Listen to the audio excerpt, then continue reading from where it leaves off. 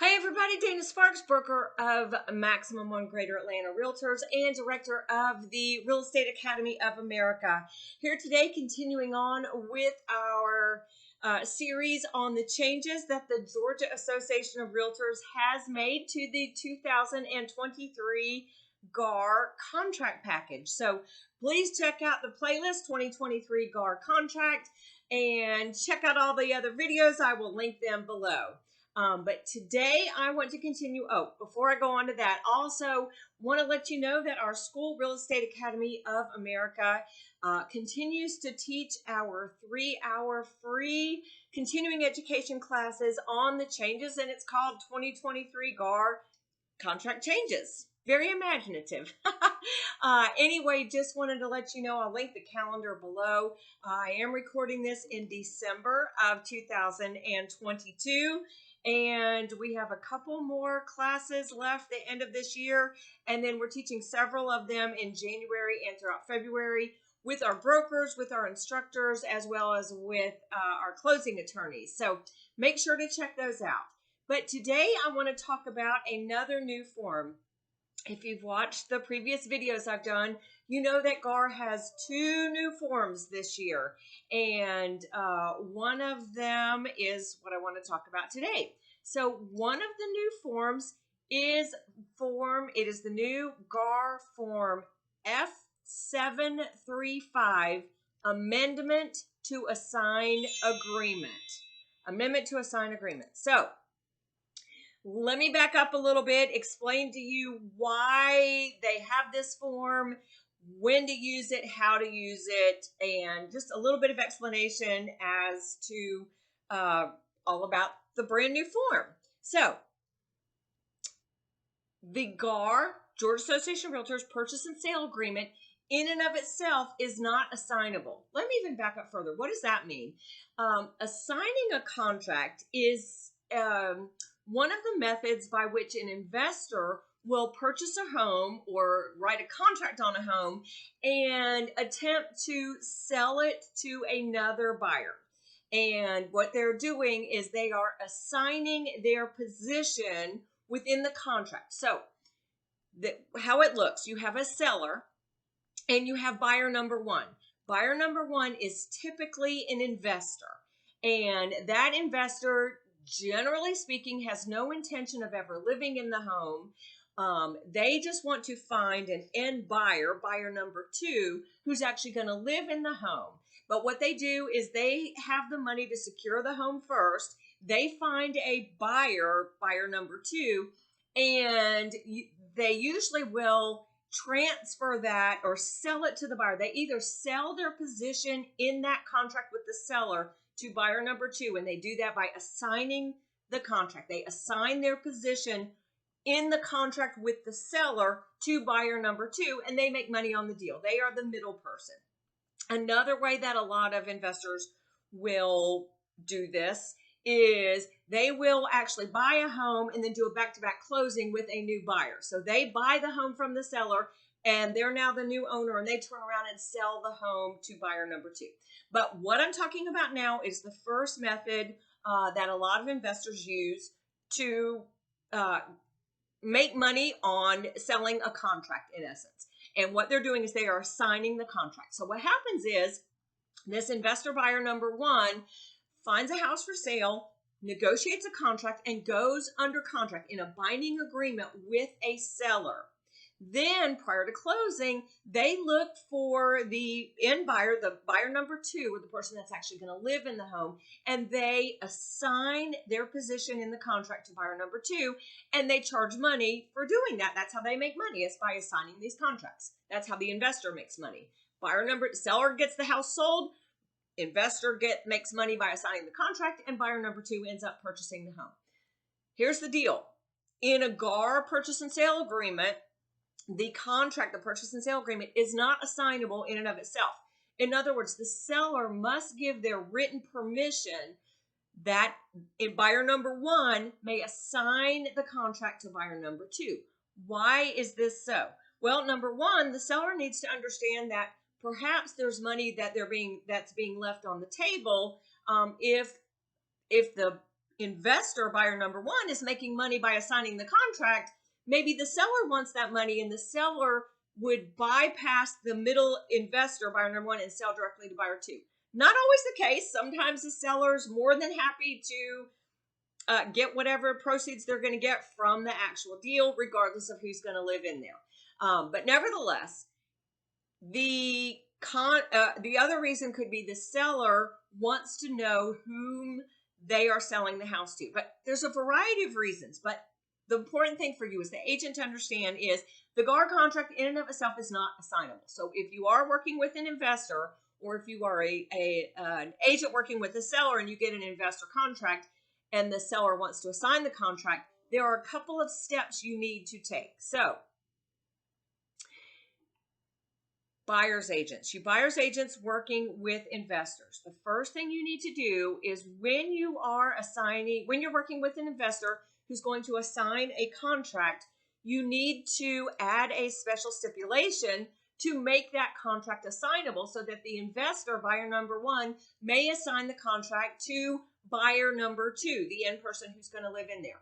GAR has two assignment special stipulations. The one that they just came out with last year is Special Stipulation 611, and it reads, seller consents to buyer assigning this agreement to another buyer, assignee, and having assignee become the buyer thereunder.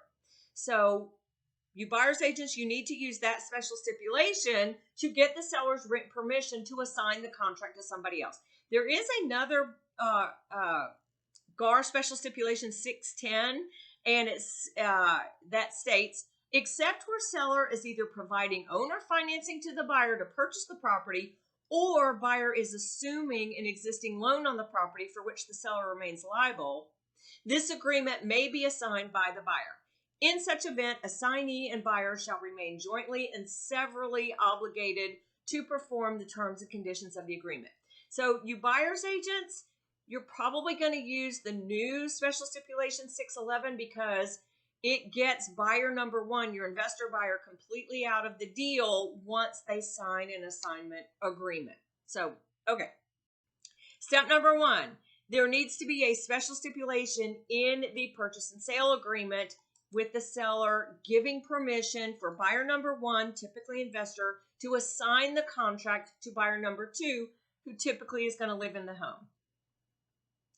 Once your investor buyer finds someone to assign the contract, then you are going to use an existing form that is GAR F279, Assignment of Purchase and Sale Agreement Rights. This is an agreement. This is a contract between buyer number one and buyer number two. And in essence, what it says is buyer number two, who is the person typically who's going to live in the house, is going into a contract with buyer number one, who is typically the investor who has a binding contract with the seller. It identifies the property and it has a price. Now, the price on this assignment agreement is not necessarily the same sale price that the investor buyer has with the seller. So this is a price that buyer number one is selling the house to buyer number two. Not selling the house, but selling their position in the contract or assigning their position in the contract. Buyer number two, who is now called the assignee, accepts everything in the purchase and sale agreement.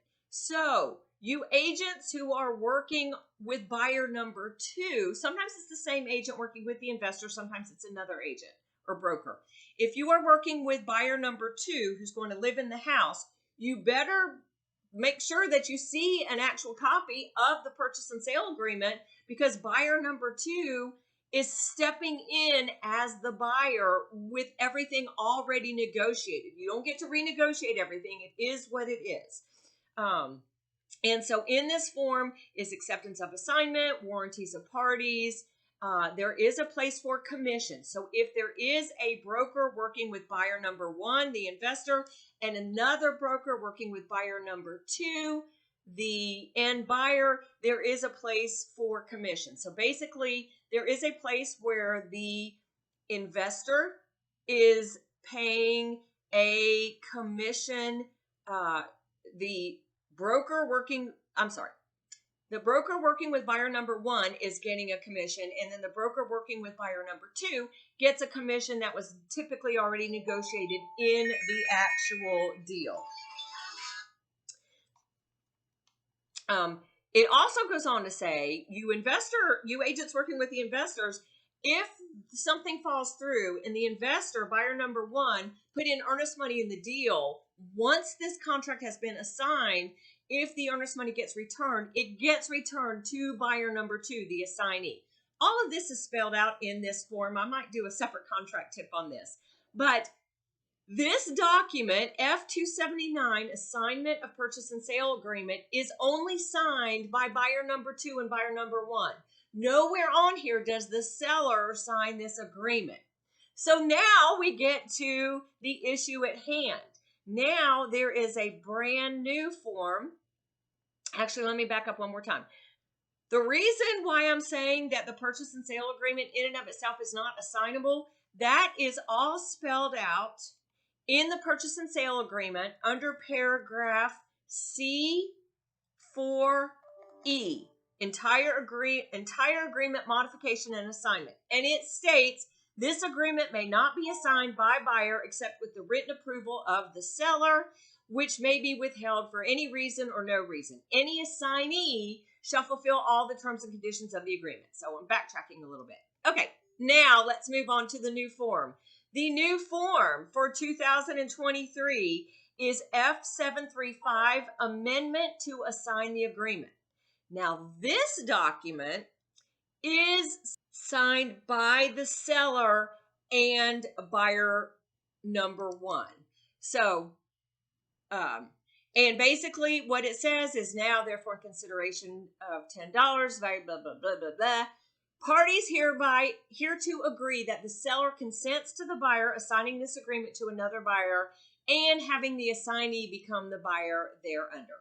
So it's a little bit redundant, but in essence, this is the other agreement I was talking about is signed by buyer number one and buyer number two. This agreement is signed by buyer number one and the seller. So again, GAR purchase and sale agreement can't be assigned without permission. That special stipulation, and that's spelled out in that paragraph in the purchase and sale agreement in and of itself, paragraph C4E. Then you buyer's agents working with investors, you're gonna use that special stipulation that gives where the seller gives permission to buyer number one to assign the contract. Buyer number one, investor finds someone to assign the contract to.